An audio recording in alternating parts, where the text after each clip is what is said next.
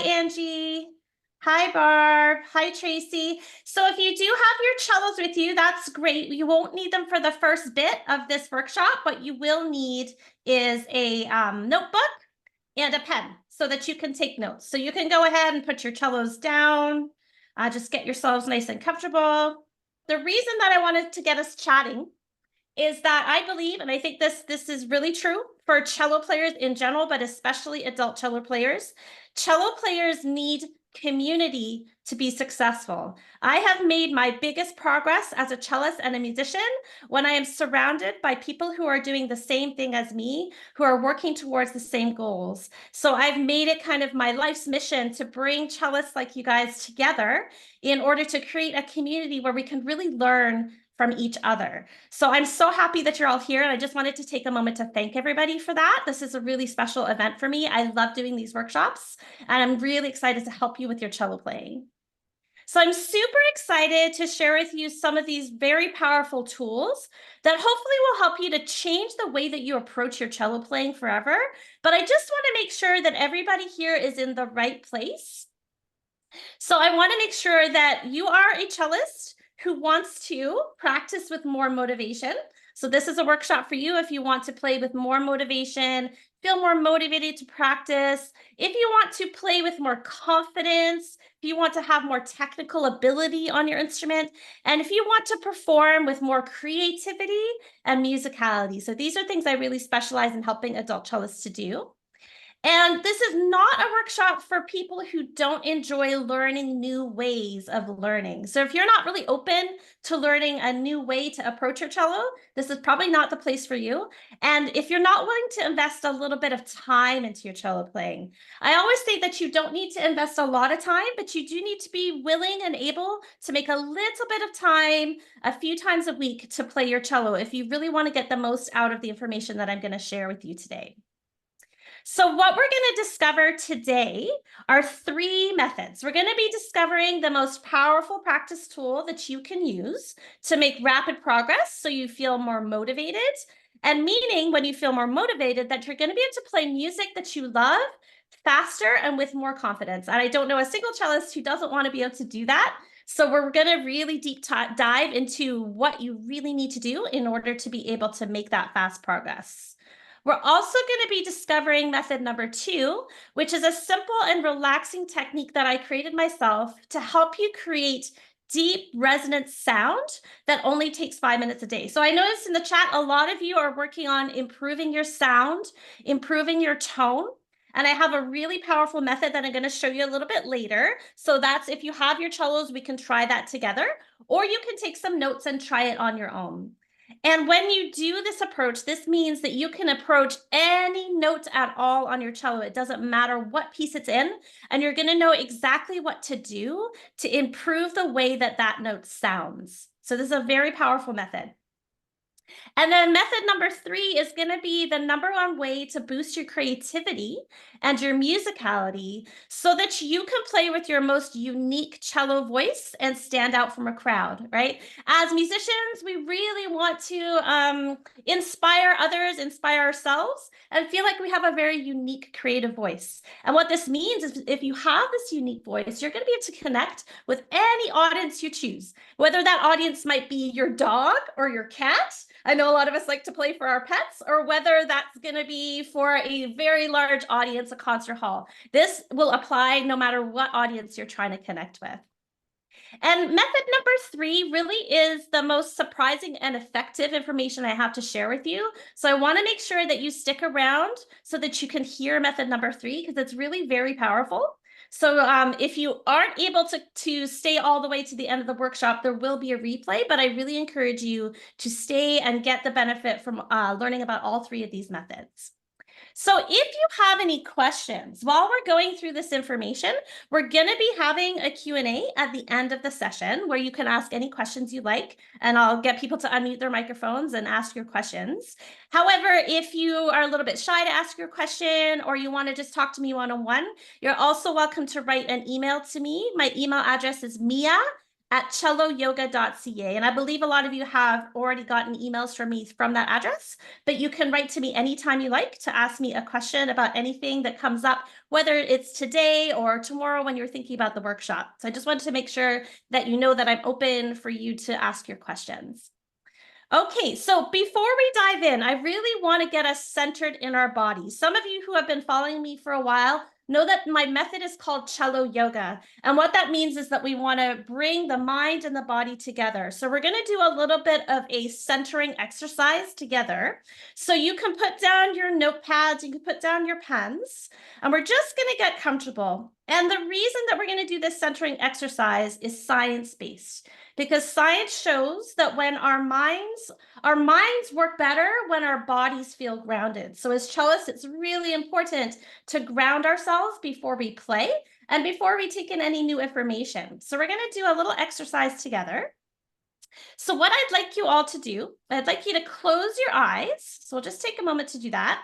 Close your eyes, roll your shoulders back, and I want you to take a deep breath through your nose, nice and slow. And then just let it out slowly through your mouth, very slow, just feeling the air. Then we're going to do that one more time. So just breathe in through your nose. Let it out slowly through your mouth. And now what I'd like you to do is open your eyes and just take a look around the room where you are. Just take a look and notice your surroundings. And why don't we take a moment to find our most favorite thing in the room where you're at? And you're just going to take a moment, look at that favorite object, and just take a moment to arrive.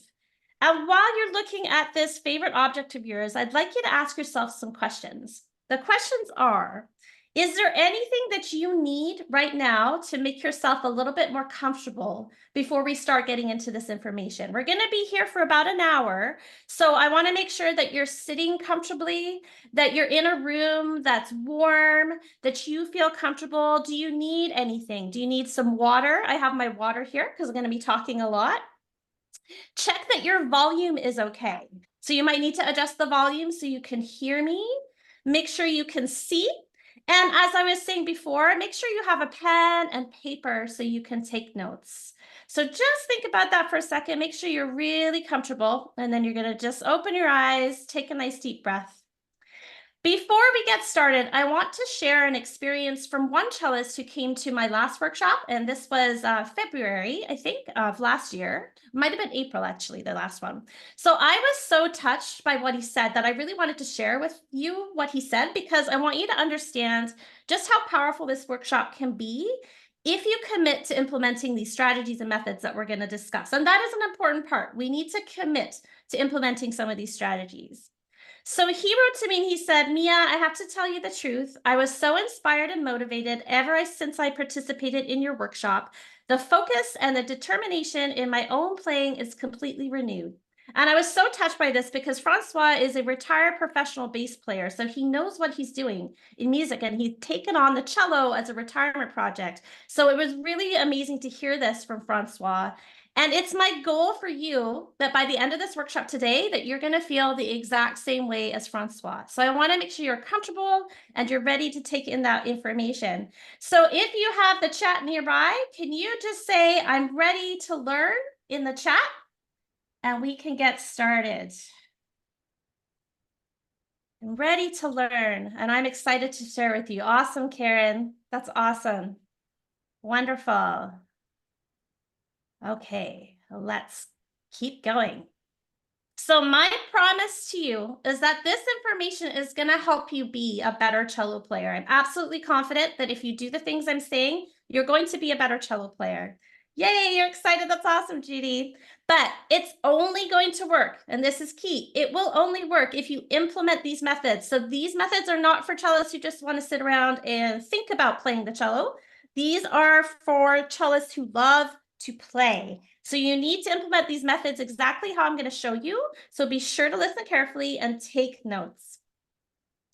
This workshop might be a little bit different from some workshops that you've taken in the past. The information that I'm going to share with you is backed by scientific research in the fields of music, creativity, education, performance psychology, as well as my years of experience working with adult cello players of all levels. I specialize specifically in working with adults. I love it. It's my passion. So I really have spent a lot of time learning how adults learn and finding the best ways for you to learn. This workshop will be different also because, as well as being a professional cellist, I'm also a trained therapeutic yoga instructor. So you can be sure that you can trust these mind and body methods. They're not just, from left field. I've really put a lot of training and education into this, and you can trust that these methods will work for you. We're also going to be exploring techniques that have been proven to help cello players integrate your skills faster and more effectively than with traditional cello lessons. And what I mean by that, traditional cello lessons, is a lot of people are having a once-a-week lesson, once every couple of weeks, learning with a teacher, or you're trying to teach yourself with YouTube videos. And what I found is, while those methods have their place for sure, and I do some private coaching myself, the skills I'm going to show you are going to help you to progress much, much faster within community. So just to let you know that I'm serious about getting you these results, I have a really special gift for everybody who stays to the end of the presentation. You need to stay to the end so I can give you the link that you'll use to get this gift. And the gift is a PDF guide of some of my most popular tips for cellists. It's called 6 Ways to Play Cello with Less Tension and More Focus. And this guide has really helped a lot of cellists to really start to rethink the way that they practice, rethink the way that they play. So if you stay to the end, I'm going to give you this free gift. You just have to stick around, and we'll talk about that later. And as well, many of you will know that we're also going to be having a free giveaway draw, and I'm really excited about this. So at the end of the workshop, you're going to have a chance to enter your name into a free draw to win a year's worth of virtual masterclasses in my Cello Yoga Masterclass series. So a couple of years ago, when I started doing these classes and workshops online, I realized quickly that people really wanted to learn from lots of different cellists, not just me. So I started a guest artist masterclass series, and we've had some amazing events in the last year with cellists that play the blues. We've had a gypsy jazz cellist, a rock cellist came to play. These are super popular workshops. It's been a lot of fun. So if you stay to the end of the workshop, we're going to do a draw, and I will announce the winners of the draw inside our Facebook group and also by email. So you'll want to stick around so that you can enter that draw. So here is just some of the workshops that we've done with Fred Leader, who plays blues, and Daniel Plain, who is a gypsy jazz and improvising cellist, and Gertrude, who is a performance specialist. These are awesome workshops, lots and lots of fun. So you're going to need to stay to the Q&A portion of the workshop to be able to enter that draw. Okay, so I don't want to bore you with too many details, but just to make sure that you can trust me, for those of you who are not familiar with me and my work as a cellist, I'm going to tell you just a little bit about me so you can really understand where I'm coming from, the information that I'm sharing with you, and my background and why I teach the way that I do. So as a cellist, I have a cello performance degree from the University of Toronto in Canada, where I studied with Shauna Rolston and some other really famous cellists. I have teaching certification from the Royal Conservatory of Music, the Suzuki Association of the Americas, and as well, yoga fitness tune-up training as a therapeutic yoga instructor. And that really informs a lot of the work that I do with cellists.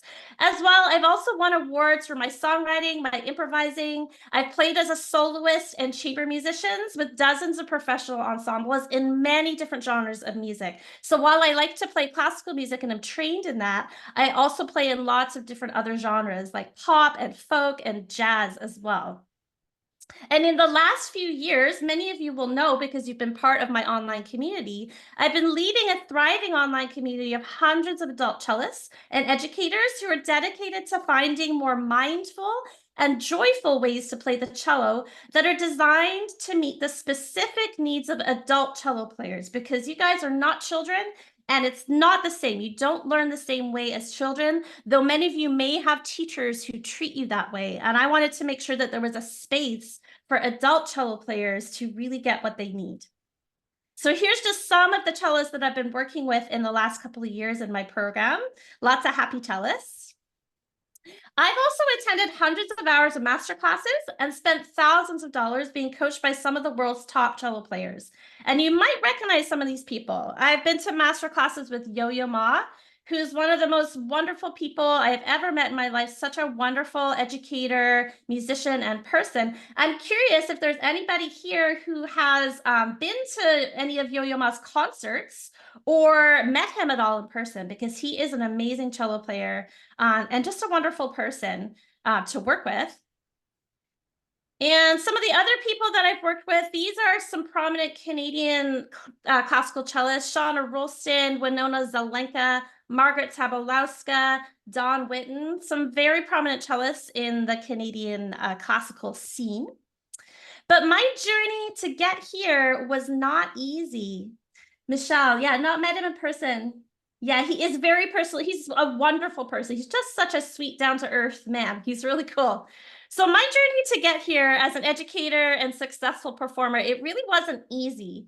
It really was taking quite a lot out of me to get to where I am today. I struggled for many years, and maybe some of you can relate to this. I struggled with technique, with tension, performance anxiety for years before I found these methods that I'm going to share with you that basically solved all of these problems. And that's not hyperbolic. I was able to solve a lot of these issues within a very short period of time once I discovered these kinds of methods. So let me tell you what happened.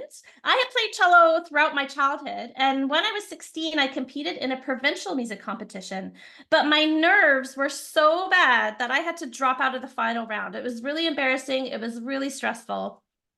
When I was 18, I auditioned for a prestigious university, not the University of Toronto, a different one, and I didn't get in because I was so nervous that my performance just went completely haywire.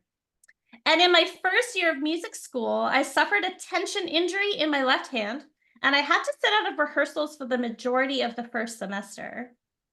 And you would think, okay, well, maybe things got better, but after that, things got even more challenging for me as a cellist.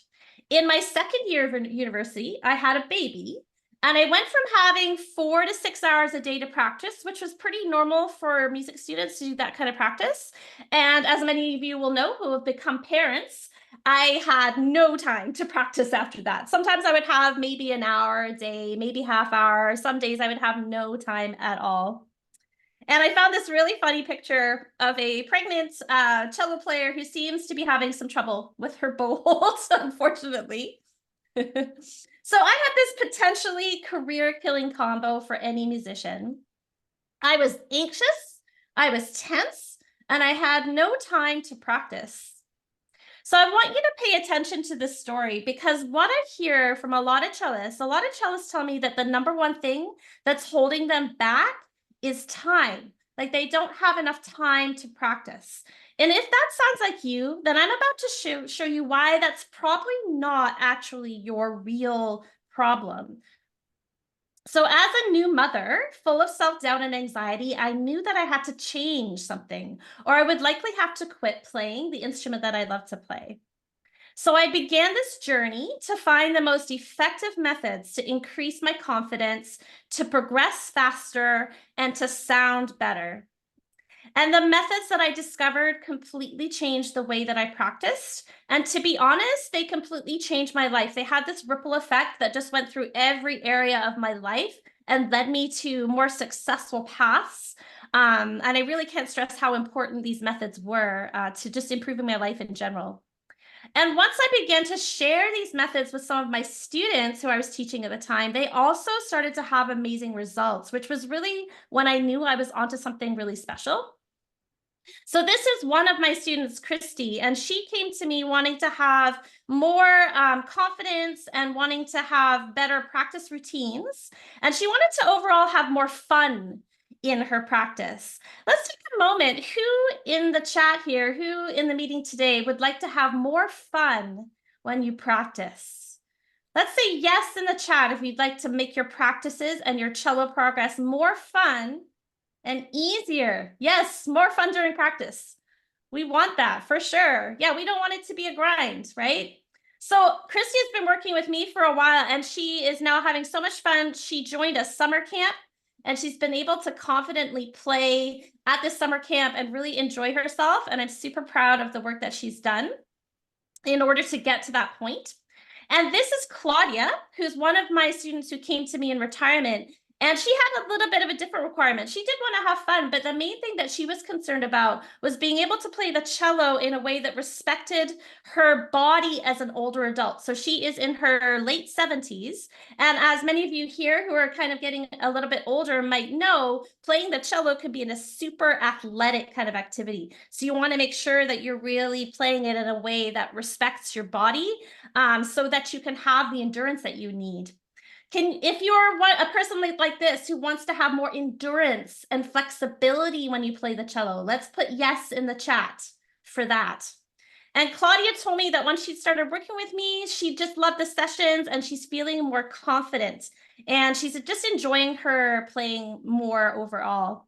Yes, yes, MS and EDS. Yeah, those are difficult things to deal with. A lot of us really need some really special tools for our body. Yeah, flexibility for sure. Yeah.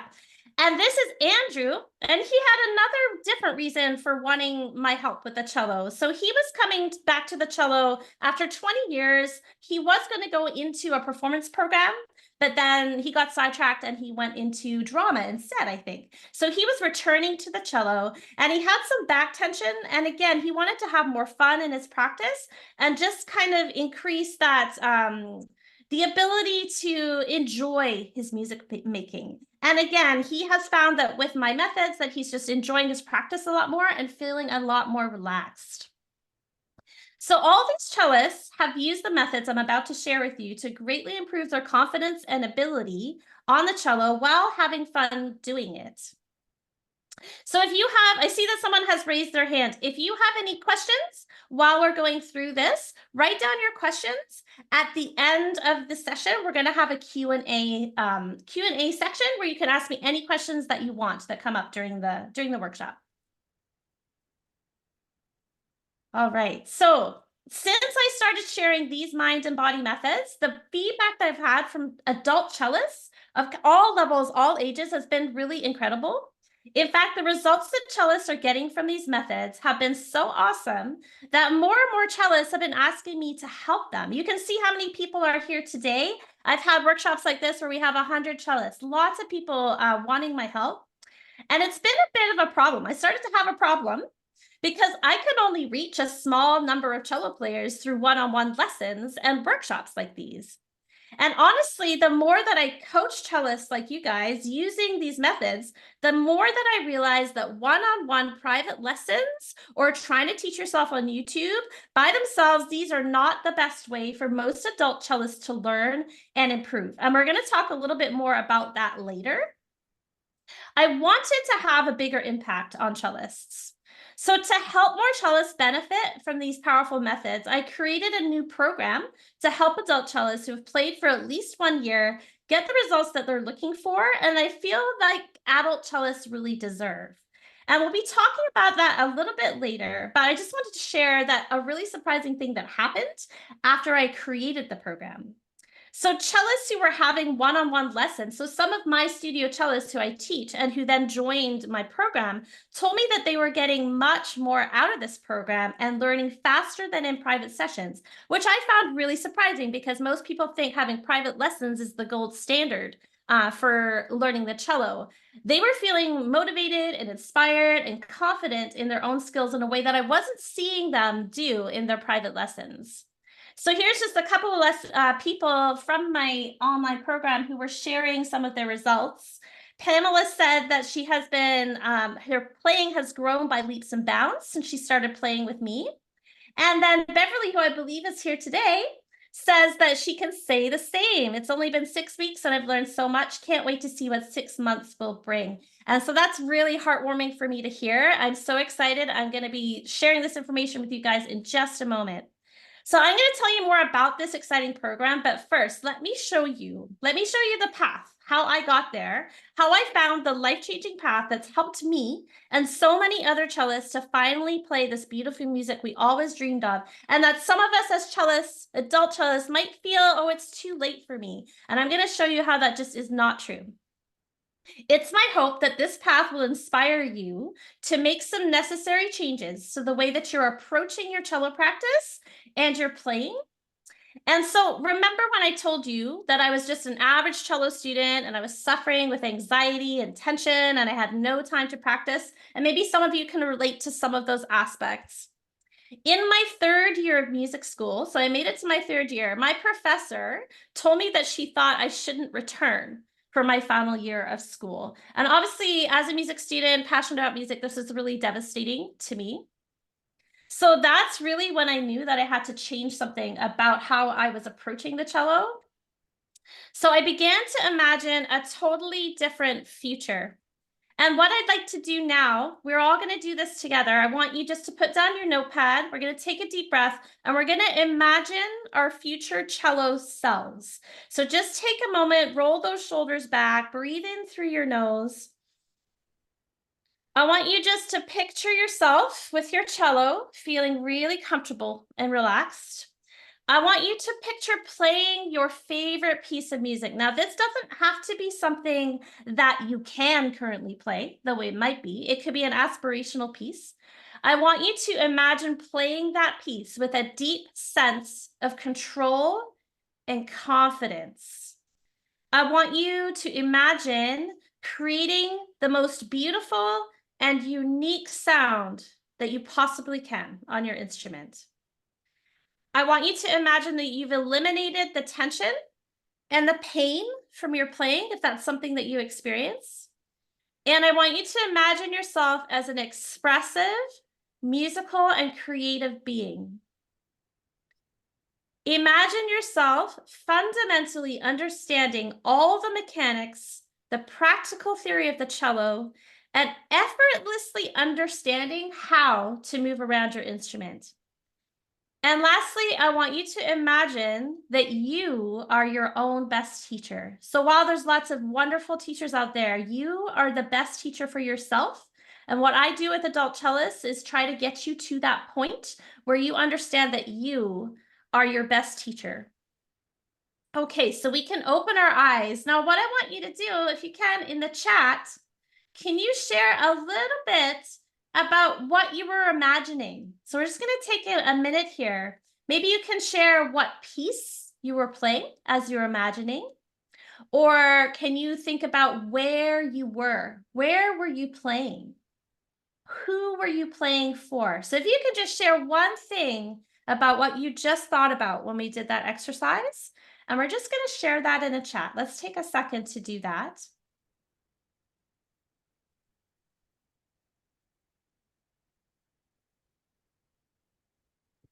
Learn the Led Zeppelin. So fun. I love Led Zeppelin. That is so fun. What a fun piece. The Swan. Yes. Ah, gorgeous. Yeah, with that really confident tone. Dvorak Cello Concerto B minor. Beautiful. Beautiful. That's wonderful. The Swan. Yes, gorgeous. The Swan is a favorite. Playing praise music at church. Yes, lovely, lovely. So keep that in your mind. Once I imagined all this, so I had a dream, I wrote it down and I committed to accomplishing my goals within 1 year. And this is what I want you guys to do as well. I want you to think about this big goal of yours and I want you to make a commitment to it. Now, it may not be something you can accomplish in a year, but I can tell you, you can get pretty close to it in a year if you take the steps that I'm going to talk about in just a moment. Yes, Bach G major, beautiful. Express it, yes, beautiful. This one, expressing the beautiful moving tone I desire, like singing. Yesterday, oh, I loved yesterday, gorgeous. You guys have such beautiful ideas. Okay, so let's keep going here. Oops, oopsie, okay. So I want you to pay attention to what I just said about it taking 1 year to reach my goals, right? I was feeling anxious, I was feeling tense. My professor wanted me to quit. I often hear cellists say, and even professional cellists say, that they think it takes a lifetime to achieve your musical goals. And while that might be true in that we are always improving, it's not necessarily true that you can't get to where you want to go in a reasonable period of time. Again, though, you need to know the right steps to take. You need to be willing to make that commitment to yourself. You need a little bit of time. And I just want to say to you now, because I know that this is something that a lot of adults feel, as an adult cellist, if you started later in life or you took a break and you came back, it is not too late to learn the beautiful music that you want to learn. You are not behind. So after this year, guess what happened after 1 year? I reached my goals and I surpassed them. And I was so happy and I couldn't believe that I'd done it. So after this 1 year of using the methods that we're going to be talking about, I went on tour. I went on my first cross-Canada tour. So this is me on the radio in Winnipeg. I released my first independent album of original cello music, and this was 1 year after graduation. This album was nominated for a Toronto Independent Music Award, and it won me full funding from Factor Canada. So this was just a huge win in my life. After thinking that I was going to quit the cello, this just turned everything around for me. And this is me playing a Vivaldi concerto with a professional orchestra at the end of my degree. That was a wonderful experience and really exciting to do. And it just felt so good. So since then, I've been hired to play with world-class bands, filmmakers, orchestras, and musicians in all genres, as well as pursuing a successful career as a teaching artist. So these are just some of the concerts and people that I played with. My studio of kids that I used to teach. I now focus more on adult education, but I used to teach lots of children. And with the right mindset, these methods can work for any cellist in a short period of time, just like they did for me. But you're going to need to be ready to let go of some of these old ways of practice that have not been working for you. And I think many of you will know. Let's take a moment in the chat. Can you share one thing you think you might be doing in your practice sessions or not doing? What's something that's holding you back from being the best cello player that you can be? What's something you're doing or not doing? Let's share that in the chat. Lacking clear goals. Yes, that is key. That is key. We can't get anywhere if we don't know where we're going. Not visualizing an audience. Yeah, for sure. This goal making can be really challenging, especially as busy adults when we have so many things to think about. Not running scales. Yeah. Poor motivation. Yeah. These things are a problem for sure. So let's figure out how to solve them. Let's do that together. Frustration of not playing at the same level I was years ago. Yeah, that's that inner critic, right? Getting in the way. So let's figure out what we need to do. So are you ready to get into it? Let's say yes in the chat if we're ready to go. And we are going to start right into the first method. The first method is my most powerful practice tool, the most powerful practice tool you can use. This is a mindful tool to make rapid progress so that you can feel more motivated. So some of you are saying that motivation is a problem and we need to solve it or we're not going to get anywhere. And when you have this problem and you're able to solve it, this means you're going to be able to play music that you love sooner and with more confidence. So if you remember when I told you that after I had my baby was born, I went from having 4 to 6 hours a day to practice to sometimes basically having less than 1 hour. Let's see who has a problem finding time to practice. Who in the chat has a difficult time finding that time to practice? This could be a very common issue for people. And we're going to figure out what we can do about it. So at that time, my primary cello professor told me that I should quit. And she thought that I would not be successful in reaching my goals without dedicating countless hours that I did not have. So she was of the school of thought that you have to put in like 5-6 hours of practice a day in order to really make progress. But she was wrong. And so I had another mentor at the time, Winona Zelenka, who is one of Canada's most celebrated cellists. She was also, when I first met her, a mom of 2 very small children. I came to Winona in tears, completely devastated. I thought that my career was over, but she said something to me that I will never forget. Instead of telling me to quit, like my other professor had, she told me that Marion is my name, also Mia, you need to learn to practice as efficiently as possible. So just take that in for a moment. Practice as efficiently as possible if you want to be using a little bit of time to make a lot of progress. So at the time, Winona had these 2 small kids, and she was the assistant principal cellist of the Toronto Symphony Orchestra. In our conversation, she told me that after having her children, she rarely had more than 90 minutes in a day if she was lucky to practice. And yet she was making it work. And later on, she got promoted to principal cellist of the Toronto Symphony. So she is quite an inspiration to me and to anybody who says that they don't have time to practice. So what I learned from Winona on that day changed my mindset about the biggest myth that people believe about music. Most adult cellists believe that you have to spend hours and hours a day practicing to make real progress. And they believe that if you didn't learn as a child, then you're already behind and you're never going to catch up. But that is a total myth. I've seen people make incredible progress at any age. Learning to practice efficiently helps you to progress faster. And when you progress faster, you sound better. And when you sound better, you're going to be more motivated. So it's the sounding better that creates the motivation. We lose motivation because we're frustrated with how we sound and what's going on and not making progress, feeling that plateau. So when you sound better, you enjoy yourself more, and then you start to begin to prioritize music making in your life, and then you start to find the time. So this is true even if you only have a small amount of time to practice right now. So I have met people that are not practicing at all right now. They have stopped practicing. They're completely demotivated, or they only have 5 minutes a week. But once they start doing what I'm going to tell you in a moment, they're easily able to increase that time. So this process leads to a positive feedback loop. It's one of the most powerful psychological tools that you can use to reach your goals. So the best part about this is that anyone can implement it. It doesn't matter what level you're at right now. It doesn't matter how little you're practicing or how much you're practicing. It doesn't matter how long you've been playing the cello or how little time you think you have to practice. So now you might be wondering, okay, that's pretty easy to say, right? But how? How do I practice more efficiently? What does that look like? How do I do it? So luckily, Winona taught me that also, and I'm going to share this knowledge with you right now. So the number one tool that Winona and other super busy, because they're all very, very busy humans, super busy top performers. This is true in not just music, but every top performing field anywhere, who have no time to practice. What they use is called 1-point practice. 1-point practice. I want you to write that down. I want you to circle it. I want you to make it big.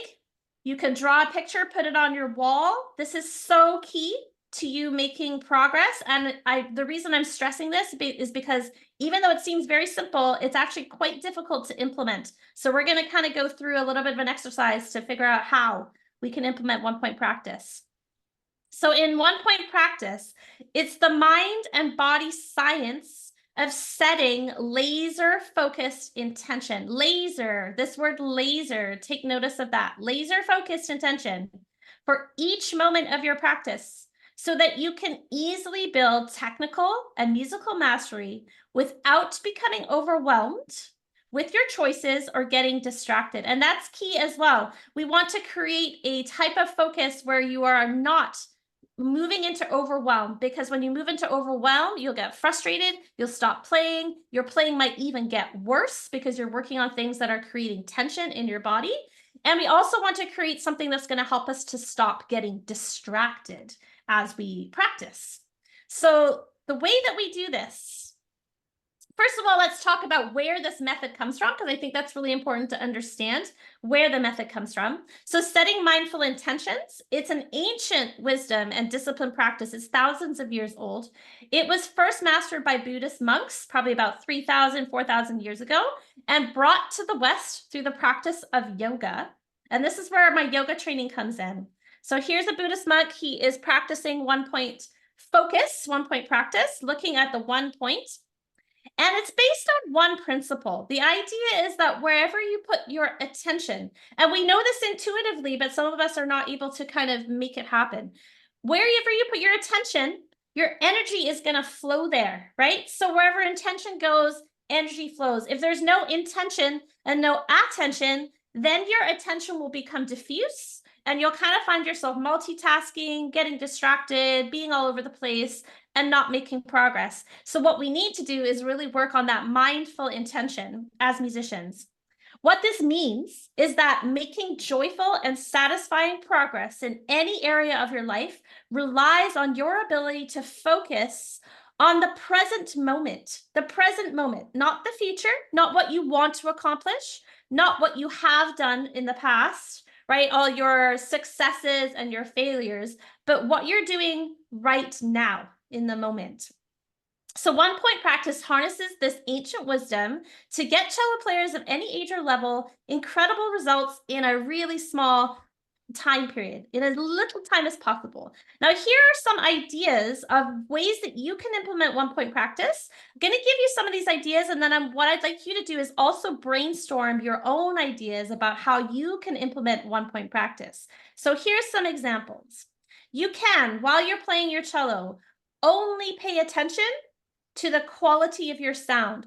So that means you're not going to be worrying about being in tune. You're not going to be worrying about having the right rhythm.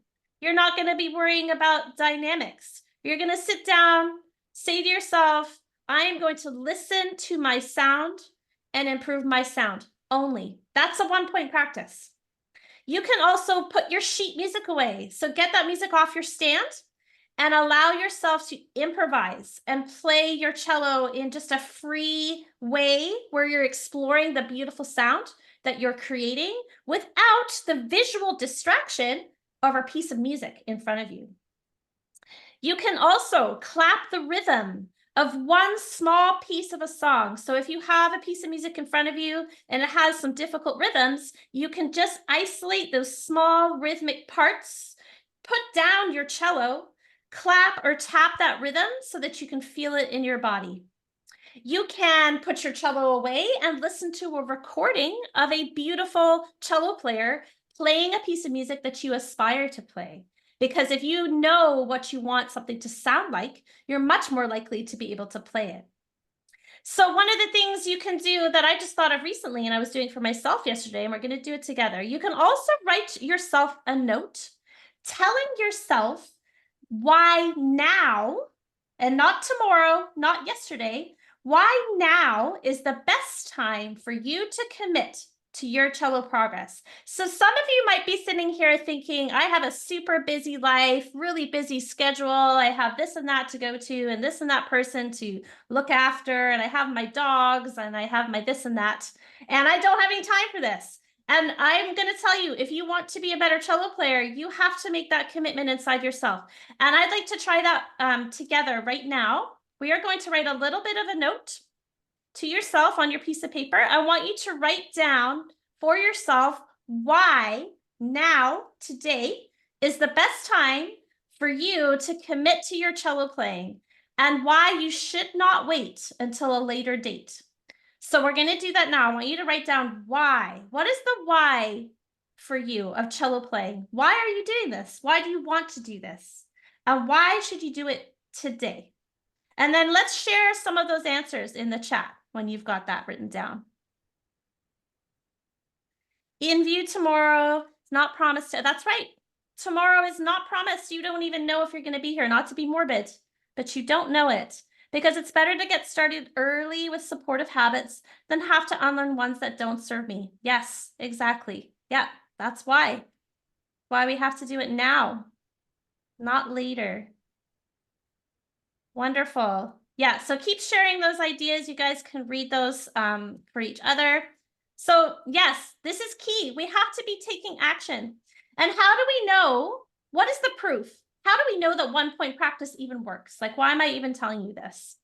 Well, the truth is that scientists, modern science, and ancient wisdom agree. And I have found in life that when the ancient human wisdom and the modern science come together, this is where we get real truth and real things that are really, really powerful.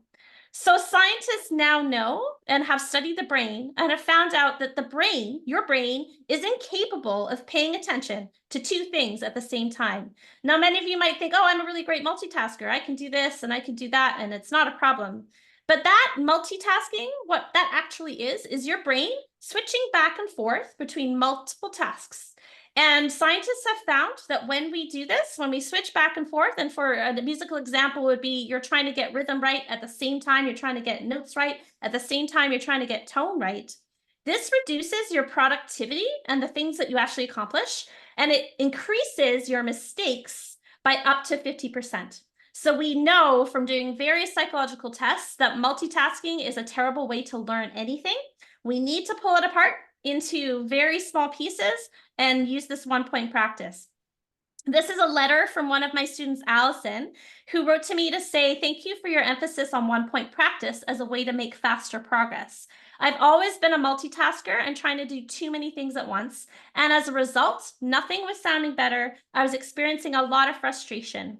So now I focus on one thing at a time and I'm learning music much faster. So it really is, the proof is in the pudding. People who try this, you might be surprised. You think, I don't have time to just sit here and play one note. I have a million notes to learn. But if you do take that time to sit there and play one note, that note is going to be a very beautiful note, and it's going to be a foundation for all the other notes that you play afterwards. So you need to make that time to do it. If you're a person, and let's take a little survey in the chat. Let's be honest with ourselves. Who here is a multitasker? Who has a tendency to try and do a million things all at once? Too many things, and kind of get distracted because you're doing too many things. So if you're one of these people that multitasks during practice, you need to start using this 1-point practice method. So we're going to be covering more in a second, but before we move on, let's take a moment, think about your own practice, and think about in your next practice session, which hopefully will be today, how can you implement 1-point practice? So you're going to write down, in my next practice session, I'm going to do this. So you can see here on the screen, in my next practice session, I will choose to focus my attention on. And I want you to be as specific as possible. So I don't want you to write, I'm going to focus on sounding better, because that is very vague. I want you to be very, very specific about what you're going to do next time you practice. And then let's write some of those things in the chat. So let me know in the chat, what are you going to do specifically in your next practice? In my next practice session, I'm going to focus my attention on spending an entire session just getting my body comfortable with the cello. I love that. Yes, I love that. And we're going to be talking a little bit more. We're going to do a little exercise together to help you with that. So you'll be able to feel more comfortable with your cello. Vibrato. Okay, yes, so you can focus just on your vibrato. Yes, beautiful. Nothing else, which means taking away all the other hard stuff, right? So that you can really think about that vibrato. Focusing on smooth bowing. Yes, that's really good. You can get even more specific with smooth bowing, because smooth bowing can talk about smooth bowing on one string or over string crossings, pronating, then tone quality, then vibrato. Yes, so that's a few different focuses. You could put them in a row, write them down for yourself. Long, smooth bowing, improvisation. Yes, wonderful. These are all wonderful ideas.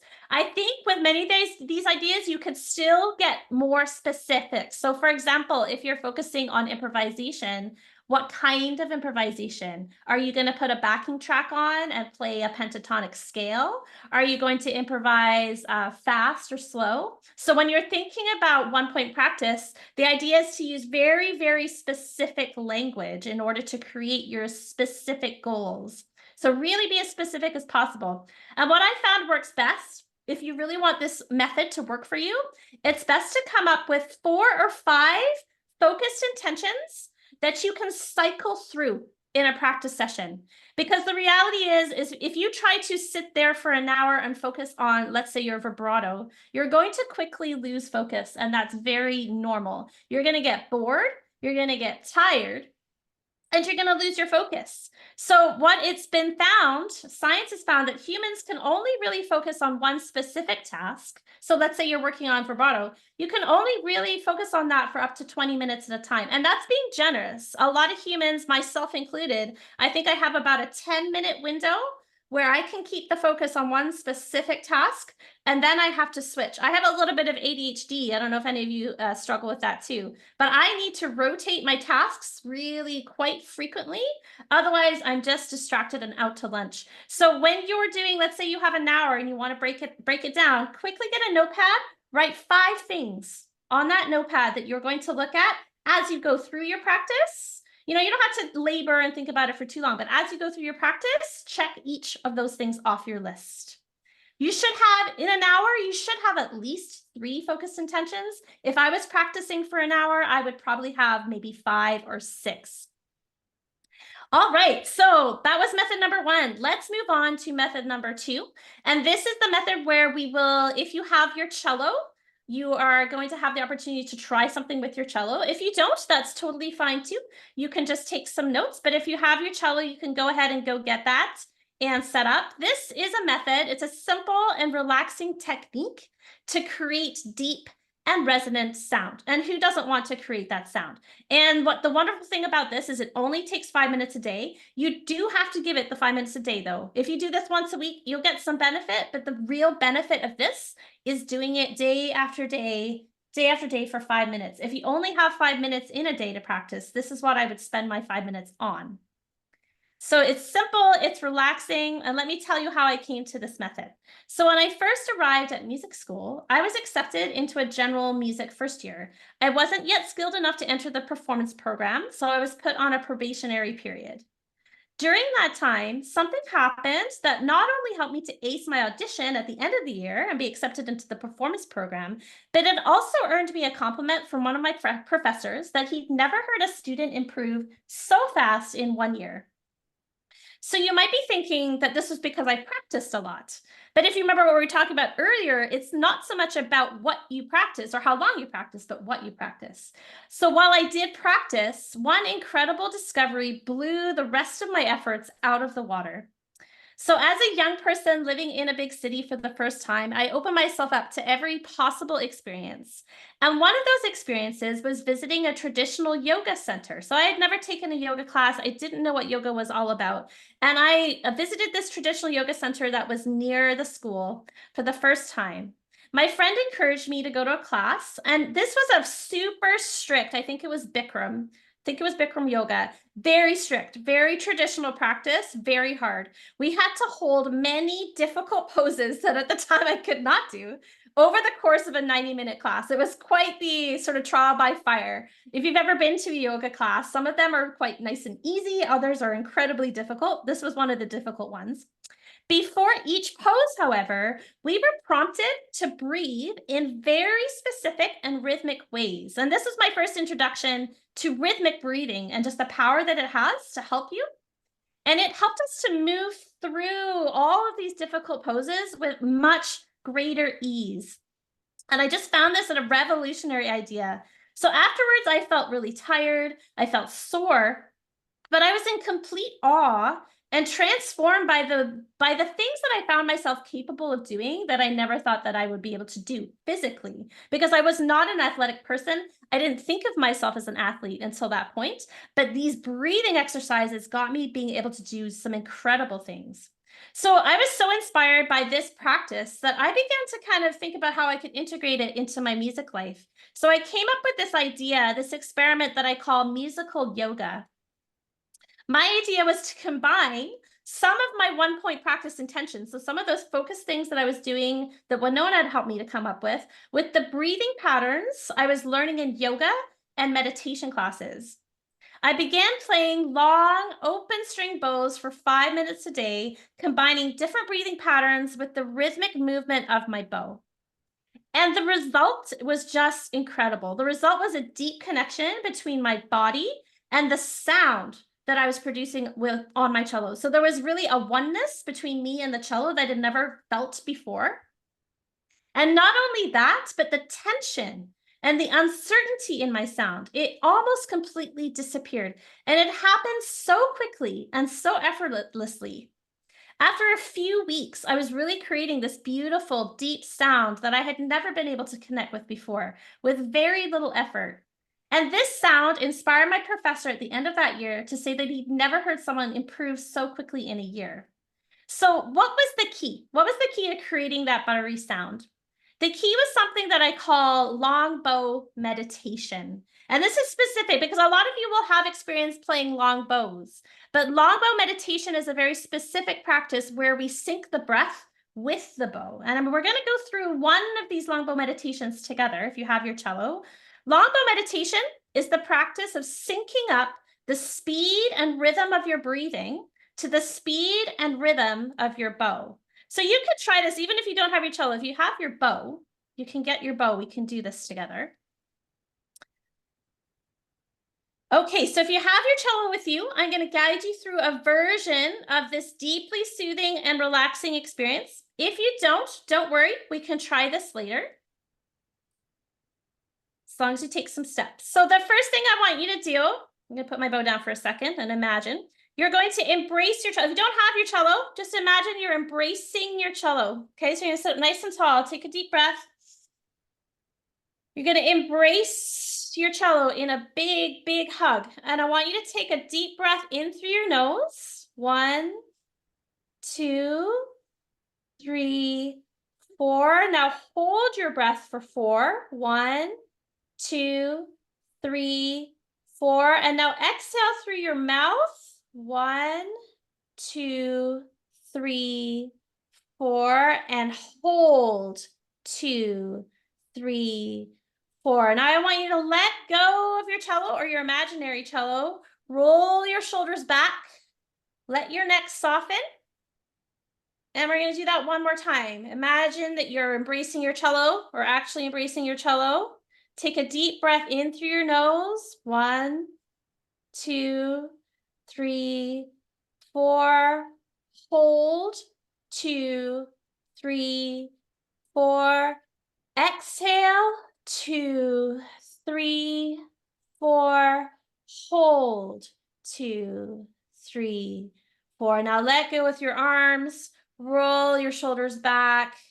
And just take a moment to notice how you feel. I found the first few times I did this, it felt a little bit uncomfortable and odd. After a number of times, if you do this each day, you start to feel your cello as part of your body. And that's something that we really, really want to develop as cellists. We do not want to feel like our cello is this large, unwieldy instrument. We don't want to feel like it's something separate from us. I call it the cello body. You want to feel like your cello is literally part of your body. It's like having a big belly.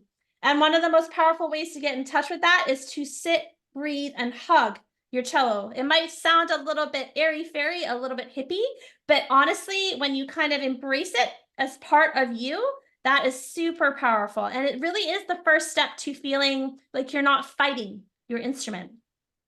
So we call this square breathing. Some of you might be familiar with this from yoga and meditation. Square breathing, it's a powerful way to let go of tension. When you do it with your cello in your arms, you're kind of sending a message to your brain that the cello is safe, that it doesn't cause stress.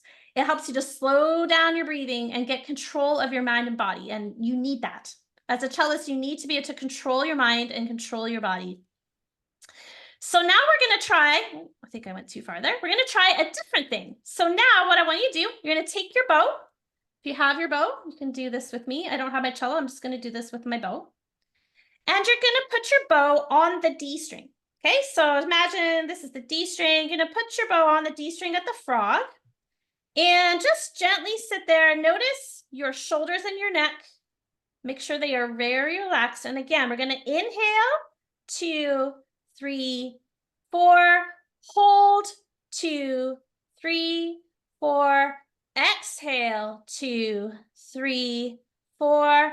Hold, 2, 3, 4. Now, some of you, when you inhale, you might notice and feel a rising in the body, natural rising with your arm. And on the exhale, you may feel a natural sinking of the body. This is something extremely important to get in touch with if you're going to make beautiful sound on your cello, is the natural rise and fall of your body with your breath. As you exhale, notice that your bow sinks deeper into the string. If it's not doing that, if you're not noticing your bow sinking deeper, gently remind your right arm to relax. Let's try this one more time. Place your bow on the D string at the frog. Inhale, 2, 3, 4. Hold, 2, 3, 4. Exhale, relax, 3, 4. hold, 2, 3, 4. So if you're doing this, you may even notice that wrist coming up and down in the bow hold in a nice kind of gentle wave. Let's move on to step 3, where we're actually going to make some sound. On the next exhale, what we're going to do is we're going to play a down bow for a count of 4. So you're going to put your bow on the D string at the frog. We're going to inhale, and then on the exhale, you're actually going to play and use the whole bow while we count to 4. So it's going to be like this. Inhale, 2, 3, 4, play, 2, 3, 4. And you're exhaling while you play. Let's try that again. Back to the frog. Inhale, 2, 3, 4. Exhale, play, 3, 4. So if you're doing this with a nice sense of relaxation on your exhale, you're going to feel the bow sinking into the string. And it's this sinking that makes you have beautiful sound when you're playing. So next, step 4, you want to get a little bit more complicated. You can combine your exhales with your down bows and your inhales with your up bows. So you can do this on any open string. The idea is just to inhale on the down bow, inhale, 2, 3, 4, exhale, 2, 3, 4, inhale, 2, 3, 4, exhale, 2, 3, 4, just like that. So you can try that on any open string. I encourage you after this workshop to spend just a few minutes exploring this. Try combining your exhales and inhales with your bow. You can also combine different counts. So we did a count of 4, which is square breathing, but you can also try longer counts or shorter counts, faster or slower. So at first, this can feel pretty awkward if you're not used to it. If you're not used to being in touch with your breathing, it can feel pretty odd. But with practice, the relationship between your bow and your breath is going to become stronger. And you're going to start to hear a significant difference. When I get my students to do this over a period of time, it doesn't take very long, just a few weeks. The quality of your sound and the way that you feel, most importantly, when you play is going to really improve. So this is just one example of long bow meditations. I encourage you to come up with your own ideas, combine different speeds, different counts of breath with that movement of your bow. And the results from long bow meditation is really quite incredible. I know from my own experience, but other cellists that I've worked with, Cara is a cellist I worked with and continue to work with in my program that experiences a lot of tension and problems with her sound. She wrote to me after she'd been practicing these long bow meditations to say, before, I felt obligated to practice in order to maintain technique. And this seemed to bring tension to my practice. So maybe some of you have this, this feeling, you sit down to practice and feel like you have to do your scales, you have to do your arpeggios, you have to do your etudes, and you start to feel tense right away. So she said that once she started doing this as part of her practice, she wanted to practice simply for the relaxation and the meditative qualities. And this goes back to motivation. Because if you're enjoying playing, then you will play. Science supports these results as well. A Harvard doctor wrote that there's a very direct relationship between your breath rate, your mood state, and the autonomic nervous system. So what this means is that basically when you're playing and you're really in touch with your breathing, everything you do is going to be more enhanced. Your performance is going to be enhanced. This means that an added benefit of your long bow meditations is not only better sound, and bow control, but you're going to have an overall better sense of your well-being. You're just going to feel better. And this feeling better is going to help every aspect of your playing. All right, so are you ready for method number 3? Let me know in the chat if you're ready to go on. This is possibly the most important tool that I can give you to help you increase your confidence as a cello player. Just want to take a second to look at the, look at the chat. If you need a moment right now, because we have been at this for about an hour, and this is a really great moment, let's take just a minute. We're going to stand up. I want you to stand up. I notice some of you yawning. Take a moment, stand up, stretch your legs, move your body. Let's just take a minute because we have a lot of information that I want to share with you. Have a sip of water. Let's just take a second. And maybe in the chat, let's share what it is. I'm going to just stop the screen share for a moment. Let's take a moment to share in the chat what you've learned so far that you think is going to help you. So I just want to remind you, stick around because I have that free gift that I want to give everybody. And we also have our draw. And I also have a really special offer for those of you just for today. So if you stay for the whole session, I have something that I want to talk to you guys about, a special offer I have for everybody who is joined today. So a lot of important things to stick around for. So make sure that you do that. So method number 3, I am so excited to share method number 3 with you because this is such a powerful tool. It's the #1 way to boost your confidence and your creativity. As musicians, we need both these things in spades, and these can be the hardest things to access. How do I feel more confident, especially if you're an adult and you're coming to this later in life? And how do I feel more creative? If you're not a naturally artistic, creative person, how do we go about developing that creativity? And the confidence and the creativity go hand in hand. If you have one, it's more easy to develop the other, which is why I put these two things together. So let's discuss this. So I'll tell you my journey to get to confident and creative playing. So if you remember that competition that I told you about that I had to leave because I was so nervous I couldn't perform. A week before that, I had won another music competition with the highest mark of anyone that year. So this was a really interesting problem that I had, and some of you might relate to this. For a long time, inconsistent performance was my thing. So sometimes I would do really great, and other times I would totally fall apart, like Mr. Potato Head here. And I thought that the problem was in my head. I had a diagnosed anxiety disorder, and so I thought, well, it made sense that this would affect my performances. But something about that explanation didn't quite make sense because I figured if I had this anxiety disorder, it would be making all my performances really difficult. And it was really only certain ones. It would kind of come and go. So there were times when I was feeling intensely nervous, but I still performed really well. So that was interesting. I could have like a huge amount of nerves, I'd be really stressed out in my body, but I would still perform well. And then there were other times when I felt fine. I felt relaxed. I felt like everything was going to go fine. And I totally bombed. So I didn't really understand what was happening here. So then something that happened that changed my life forever. I suffered, if you remember, I told you I suffered this tension-related injury in my left hand, and it forced me to stop playing for a whole month. So this was in my first year university. I couldn't play. I couldn't practice. So while I was injured and I started to hang around the school, I was feeling pretty sorry for myself. I met a group of jazz musicians. So at U of T, there's a very large classical program and there's a smaller jazz program. But I was always really quite fascinated by what the jazz musicians were doing. I started to listen to them during their jam sessions because they were often just jamming in a classroom or jamming in the hall.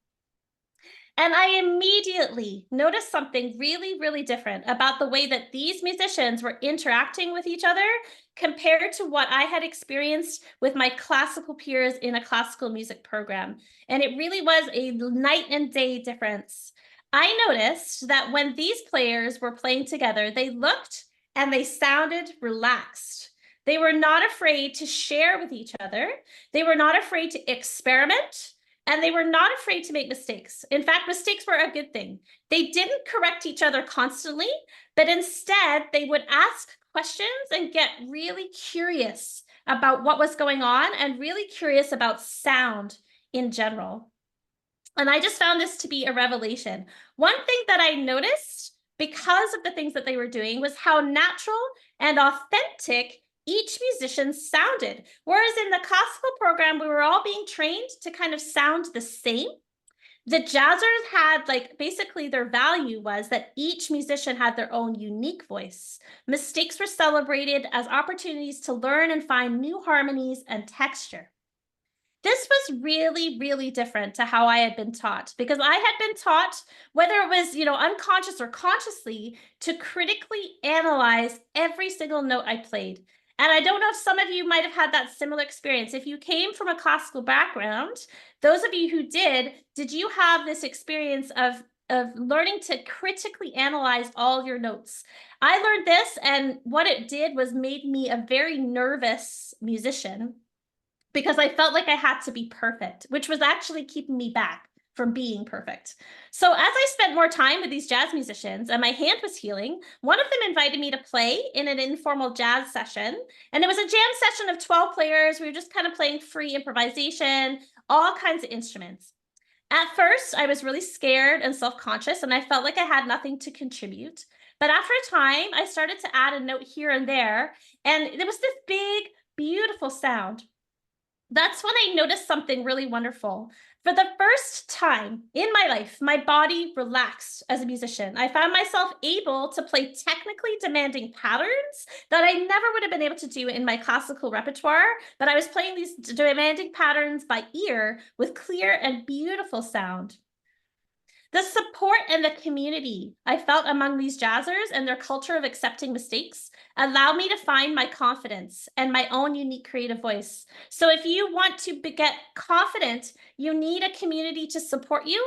You need to start accepting those mistakes as learning opportunities.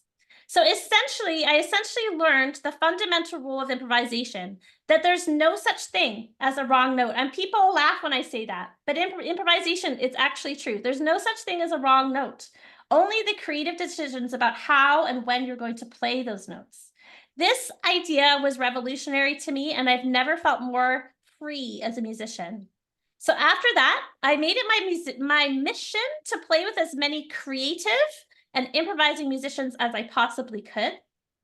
And I spent less time practicing alone. A lot of us think we need to woodshed the heck out of our cello playing, but I spent less time practicing alone, more time improvising. And I started to get compliments from peers in the classical program on my expressive and creative sound. And there was also a bonus effect to this. The tension, the pain, the nervousness that I've been experiencing since my earliest days of playing instruments began to disappear. And that's how I discovered and learned the secret to playing with confidence, even if you're a nervous performer. This works for anybody. The key to being cool, calm, confident, any musical situation is to discover and create and learn music within a community of supportive and musically adventurous peers. If you're trying to do this on your own, or if you're trying to do this just with one private teacher, this is not going to get you where you want to go. Well, it might, but it's going to take a lot longer, and it's going to be a lot more frustrating. So in fact, finding your people and meeting with them a few times a week is probably the single most important thing you can do if you want to sustain your motivation and your passion and work through your roadblocks as a cellist and musician.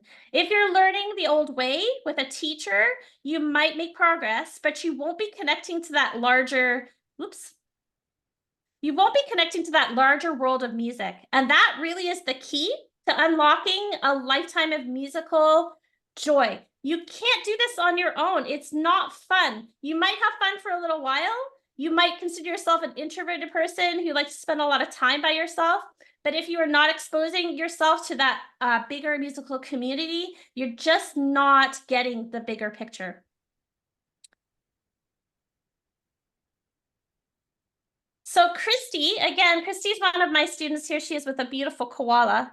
And she's one of my students that I've been working with online for the longest. And she joined my Facebook group. Then she came to one of my workshops.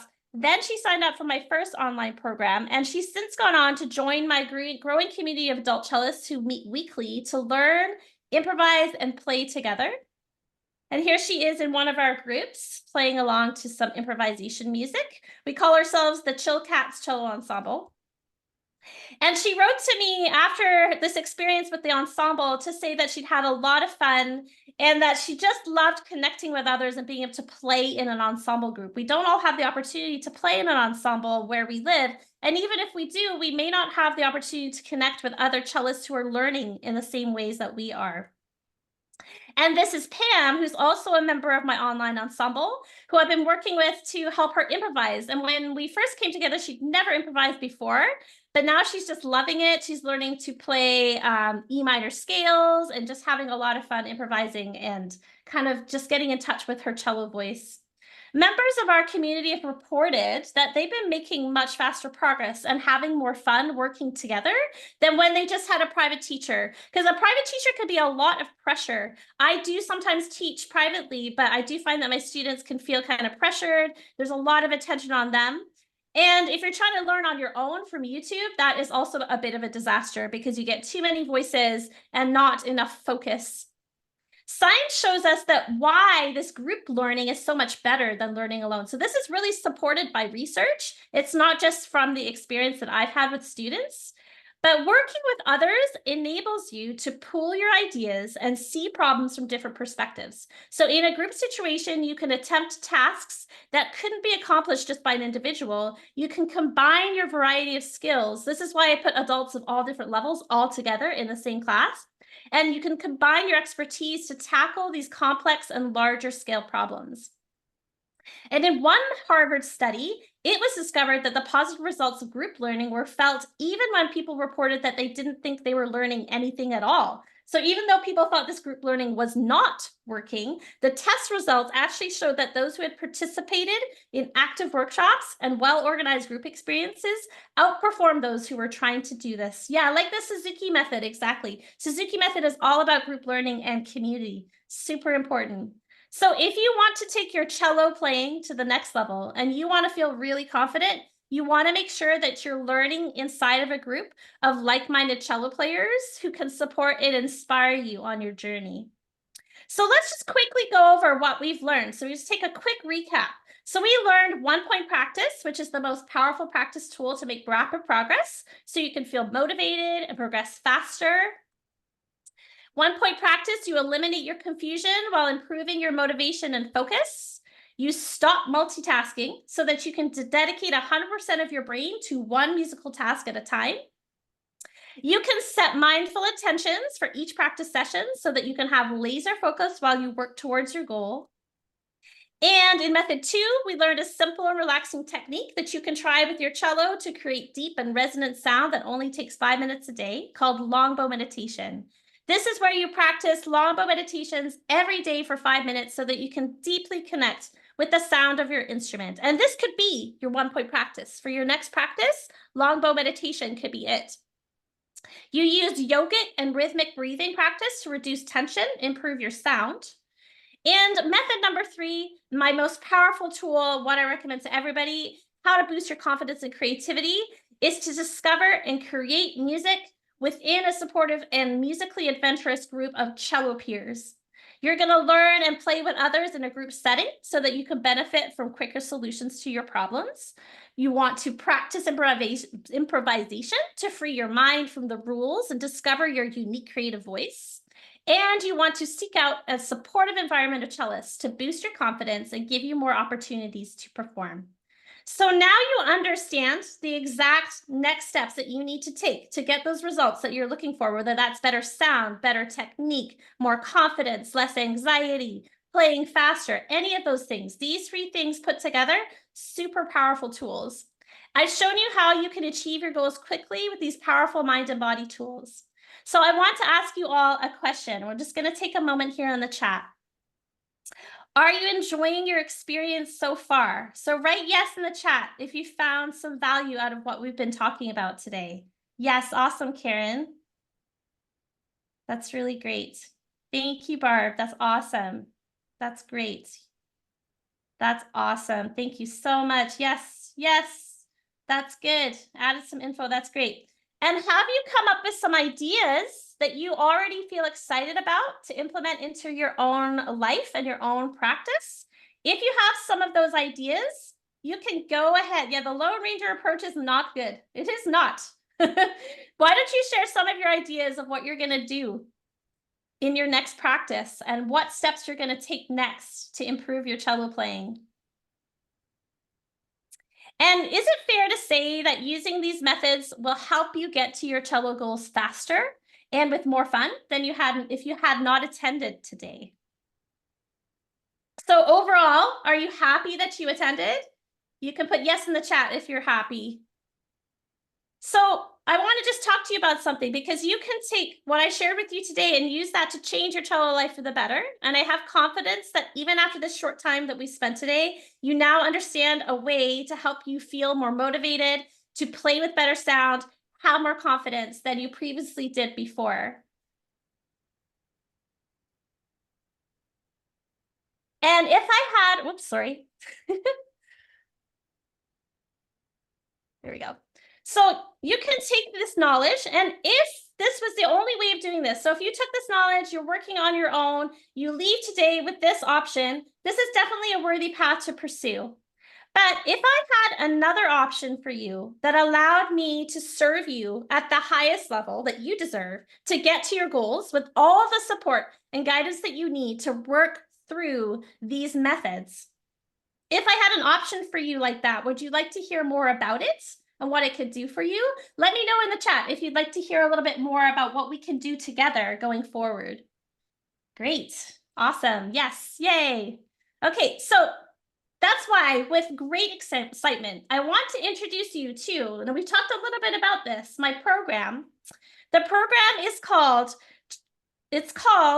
Mastermind and Ensemble for Adult Cellists. Cello Yoga Mastermind and Ensemble for Adult Cellists. It kind of got cut off at the top. And this is a one-year membership program. You can see on the screen here, these are our current members in our program. They are working with me on these really deep topics of really getting into the heart and soul of what makes people a better cello player. So the concept I've shown you today only scratched the surface of these mind and body methods that we can implement to improve your playing quickly and have more fun doing it. So let's talk about who this program is designed for. I think a lot of cellists here are really going to benefit from what you're telling me in the chat. So Cello Yoga Mastermind and Ensemble is specifically designed for cellists who want to feel more motivated, inspired, and supported on your cello journey. It's specifically designed for you who, if you want to discover research-based, so true methods, research-based in science, to practice more efficiently. It's for people who are ready to let go of their inefficient practice methods and those things that are holding you back. And it's also for people who are ready to expand your creative horizons. And it really doesn't matter what level you're at. This works for cellists who've been playing for 1 year. It also works for cellists who've been playing for 20 years. And we have all these different cellists in our program. And it's also for cellists who are ready to invest a little bit of time. You don't need a ton of time. Like I was talking about, we don't need a huge amount of time, but you want to be ready to invest a little bit of time into your passion. It's for people who like to collaborate with a community of supportive peers. And as we talked about, that is the best way to move forward. And it's for people who also want expert advice on a continuous basis, not just in private lessons, because that's a once a week input and this is continuous. And cellists who want to have more fun and joy in their practice overall. This is not for people who want to practice alone. And it's not for people who don't like meeting new people. It's also not for cellists who are not open to new perspectives. And it's not for people who are not ready to commit some time to their passion. So let me give you a little brief overview of what this one-year program looks like. It's a one-year VIP membership. And what I mean by VIP is that we keep the group reasonably small so that everybody gets individual attention while at the same time getting the benefit of working with a group. And it's only for adult cello players who have played for 1 year or more. It's broken up into some phases. So let's go over some of these phases. In phase 1, we discover concepts in mind and body cello playing so that you can play with more focus, flexibility, more effectively than with traditional methods like private lessons or self-study, which means that you're going to reach your musical goals a lot faster. In phase 2, we develop personalized, customized strategies for consistent, effective practice routines so that you can have a proven method to improve quickly in the most effective way possible, meaning that you're going to reach your cello goals faster. In phase 3, we take a deep dive into research and science-based tools that you need to develop confidence, handle performance anxiety, so that your nerves will no longer get in the way of you expressing yourself with your full creative power, meaning that you're going to be able to perform for any audience you choose, whether that's your dog or whether that's Carnegie Hall. In phase 4, you're going to explore and refine your own musical voice through the art of improvisation. so that you can express your musical creativity in a way that's truly your own and has meaning to you. And this means that you're going to have a unique creative character that audiences will remember. In phase 5, we take a technical deep dive for strategies for better sound production by exploring the necessary components of right hand, left hand mastery so that you can have totally relaxed control over your instrument, no matter what level you're at, meaning that you'll enjoy playing and performing without the stress or worry of tension, pain, or bad sound. We also have guests, as part of our program, we have guest expert workshops. So you'll explore the world of cello playing in different genres through expert-led classes and workshops with some of the world's best teaching artists, so that you can discover all the wonders of playing the cello in different genres, from blues to Celtic to classical to gypsy swing, whatever you would like to learn. And you also get the experience of ensemble playing and recording. So you can discover how to play and work more effectively with other musicians by collaborating in ensembles and recording projects so that you can develop those high-level musical skills in a fun, supportive, and non-competitive environment. And there's nothing like recording yourself and working with a team to get you playing cello better. So if you're ready to skyrocket your cello progress, if this sounds like an exciting option for you and you want to get those results that you've been looking for, I've put aside a little bit of time in the next 7 days to talk to some of you and have a chat to see what we can do to move forward. I want to talk to everybody here to see if I can help you with what you're experiencing in your cello playing. So if you would like to speak to me one-on-one, you can go to cellogo.com and I have a booking calendar there where we can have a chat and talk about your strategy to move forward. So what will happen if we're to chat? We'll talk for roughly 45 minutes. You can bring your cello to the chat so that I can get an idea of where you're at. And what we're going to do in this strategy session is we'll map out an exact plan for you to follow so that you can feel more confident, motivated, play with amazing sound, and get those skills that you've been looking for. So this really is a kind of hands-on experience where we're going to get right into your cello playing and see what you need to move forward. So on this booking page, what you're going to find when you go there to cellogo.com, you'll find a calendar. If you have any trouble booking a call, because sometimes people have an issue with the Calendly calendar, don't hesitate to reach out. You can reach me by email at mia@celloyoga.ca. And if you have questions, I can see that some people have questions in the chat. Let's just hold our questions for a moment. We're going to have a Q&A, and then I'll answer any questions that you have then. So on this strategy call, let me tell you exactly what we're going to do, because we're going to do an evaluation to see a few things. The first thing that we will talk about is, can we help you to get the results that you're looking for? Because we need to be a good fit or it won't work for us to move forward together. And we're going to look at the actual problems that you're experiencing, those specific problems. Each of you has different problems that you're having in your cello playing and how we can help you fix them. We're going to be talking about whether we're a good fit for you to solve those problems that you're having. And we'll find out if you're a good fit for us. So as I've been talking about a lot, this team environment that we've developed, it's friendly, it's supportive, it's non-competitive.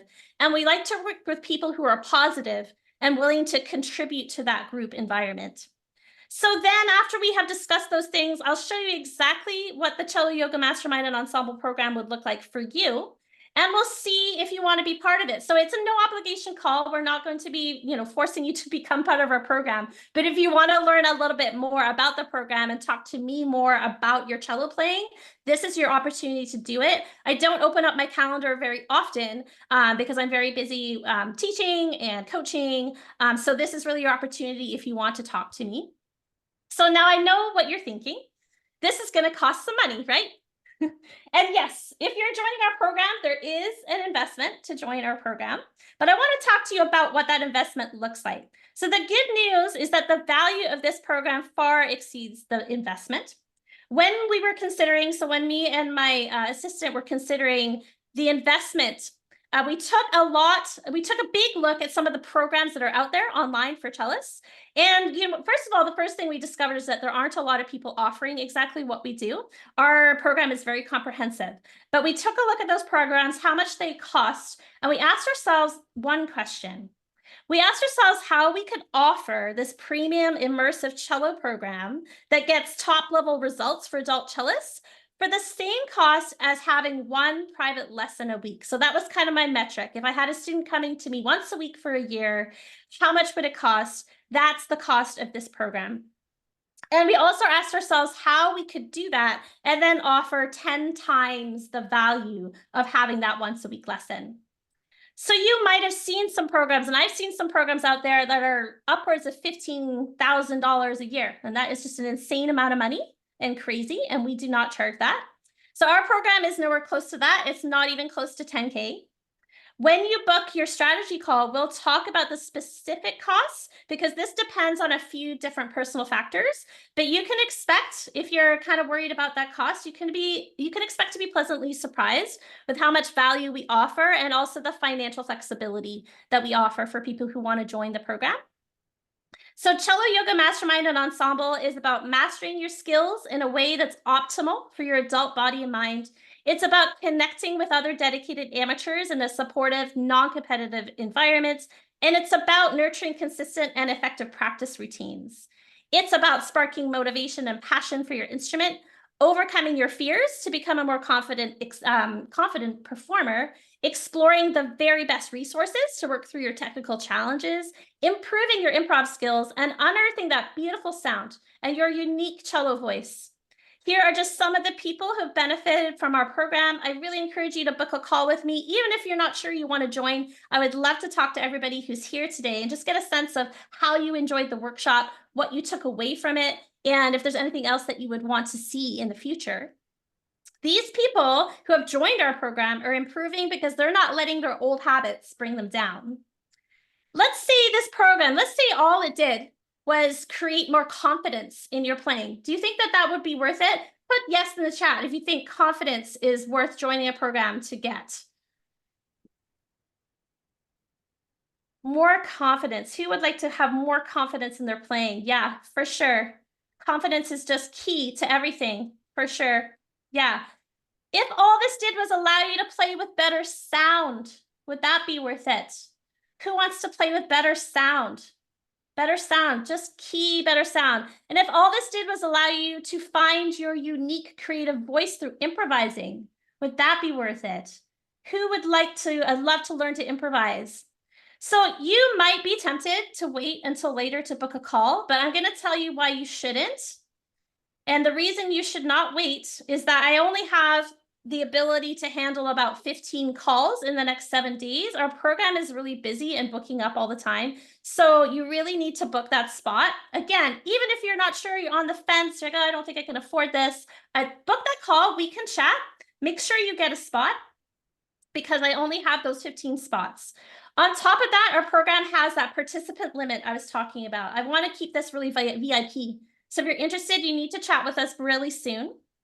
And we have now come to the end of our presentation. It's so awesome that you all stuck around. So for those of you who stuck around, you can take note of this on your notebook of your free gift. So to claim your free guide, you're going to go to cellogo.com/free gift.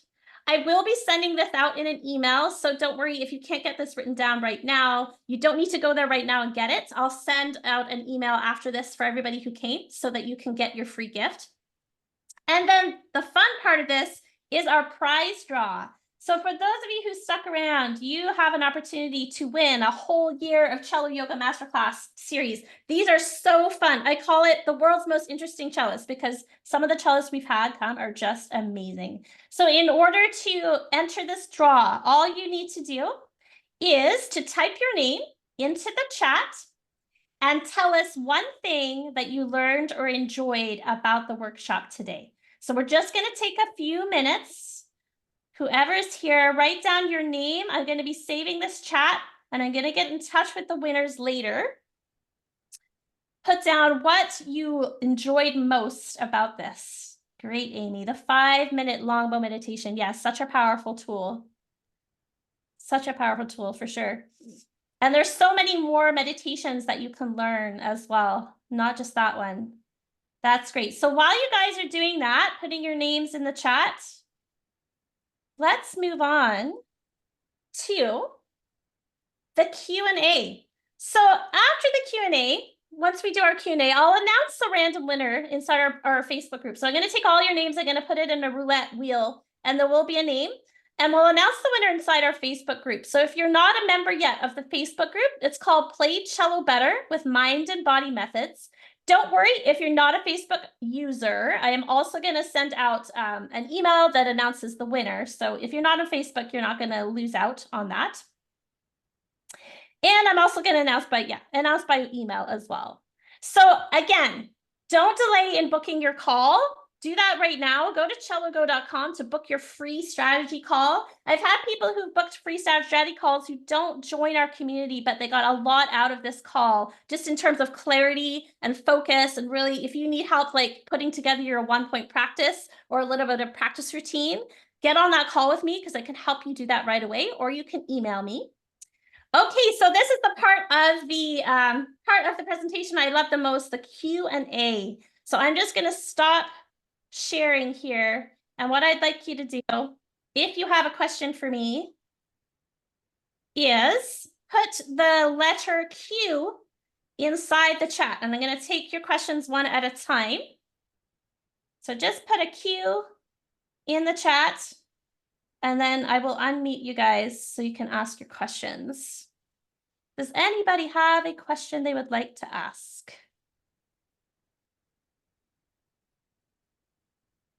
I know I saw a couple earlier. Any cues? Cue for question. Ah, there we go. Okay, Michelle. Okay, so Michelle, go ahead and unmute yourself so you can ask your question.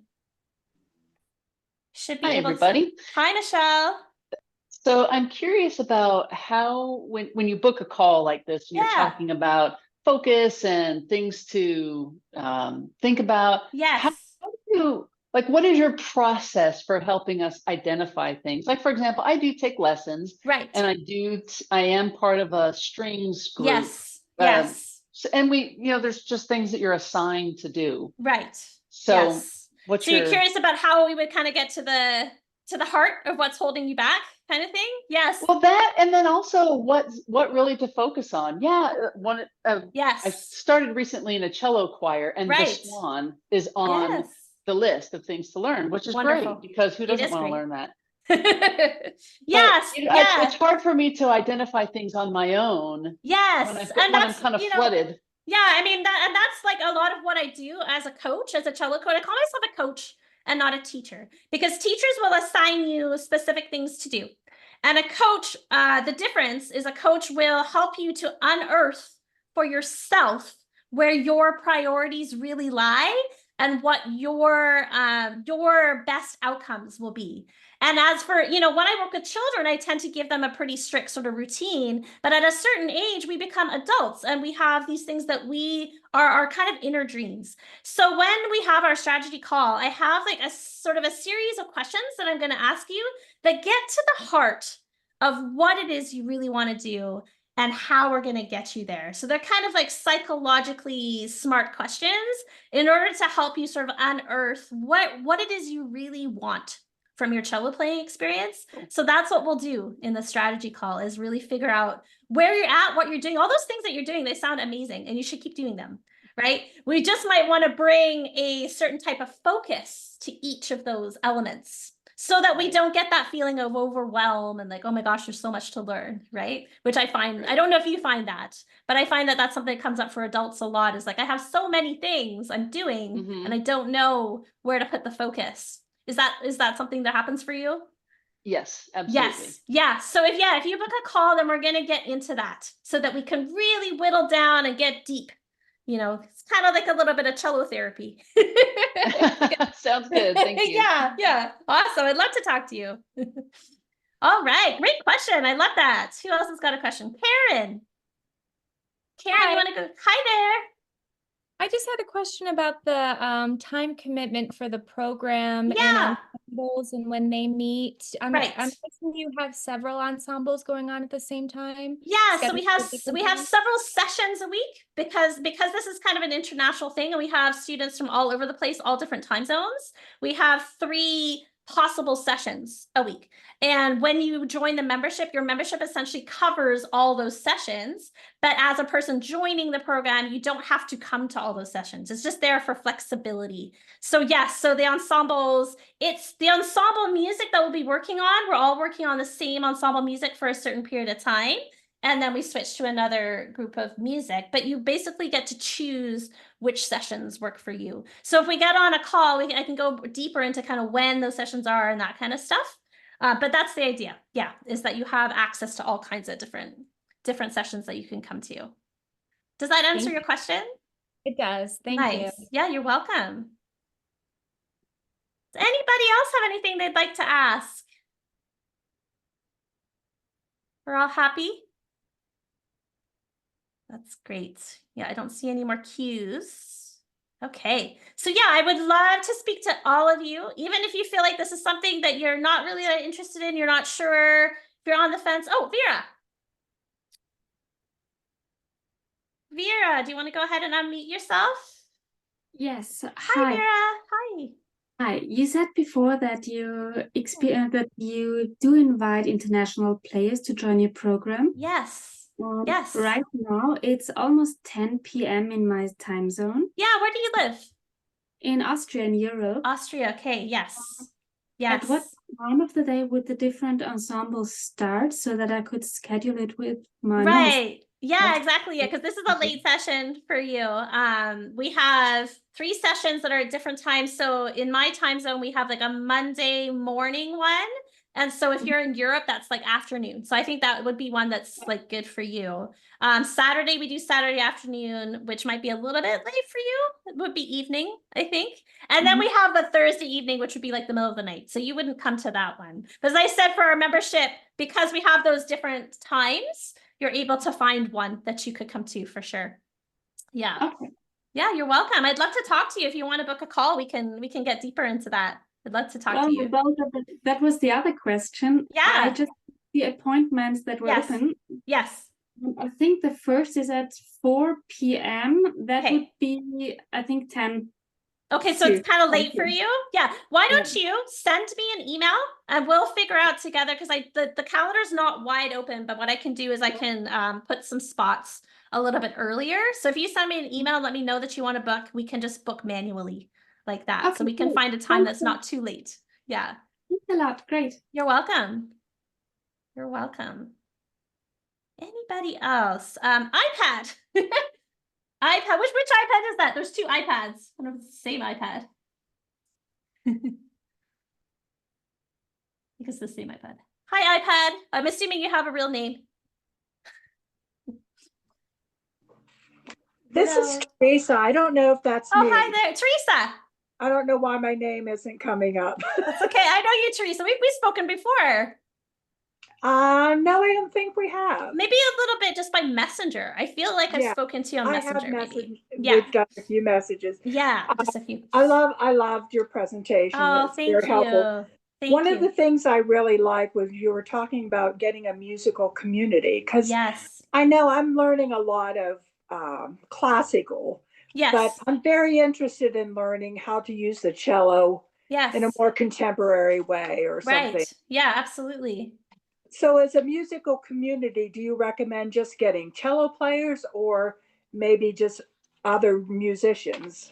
Well, it is better, I find, if you can be working with other cello players, which is why I created the program that I have. Because I find that when you work with other cello players, you're getting that benefit of you working on the same problems as each other in a lot of different ways, right? So you're going to be reinforcing a lot of the things that you're learning. And also when we do ensemble music, because we do multi-level ensemble playing, you get that experience of working in an ensemble, but with your instrument. So it's very cohesive and focused that way. Yeah. Whereas like there's absolutely nothing wrong with playing in your local orchestra and this and that. This is just a very different experience in terms of focus, right? That's a really key pillar of what I find a lot of adults are missing. They sort of join, they join their local orchestra and they join this, they join that, but then they're missing the pieces, the foundation that you need to really hone in on your ensemble skills. So I would recommend, I would love to talk to you. We can chat and see if you would be a good fit for the program, Okay. for sure. Yeah, you're welcome. Okay. Thank you so much. Yeah, great question. And I think, is that everybody? Anybody else have a question?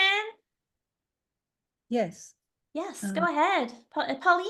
Hi, Pauline. I think we've spoken before too. I recognize your name. Long time ago, actually. Yeah.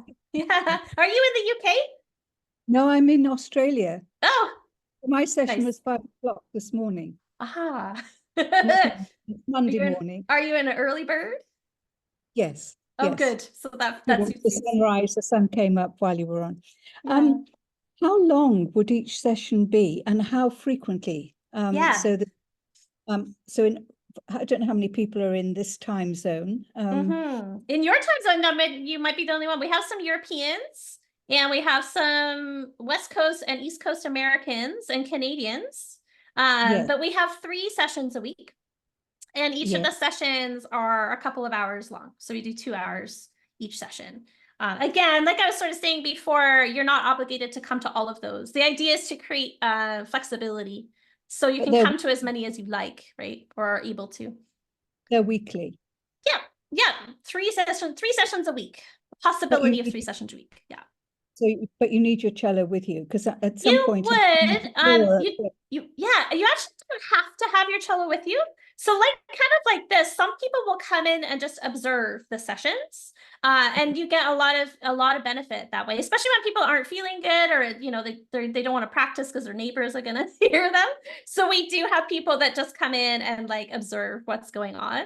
So it's not like you don't have to have your cello, but when we do ensemble playing, obviously it's to your benefit to have your cello there, but you can also learn from the environment as well. Yeah. Thank you. Yeah, you're welcome. Great questions, guys. You guys have very good questions. I'd love to talk to you more. So book a call, we'll chat. Anybody else? You can go ahead and just unmute yourself if you have a question. I know we have quite a few people here. Lots of people here today. Wow, what a great crowd. That's so exciting. Dvorak in a year. Yeah, Robert. Well, if you join our program, Robert, we'll get you playing Dvorak in a year. I've already heard you play. He's not that far away. Maybe the first movement. We could do the first movement in a year. It's a big one.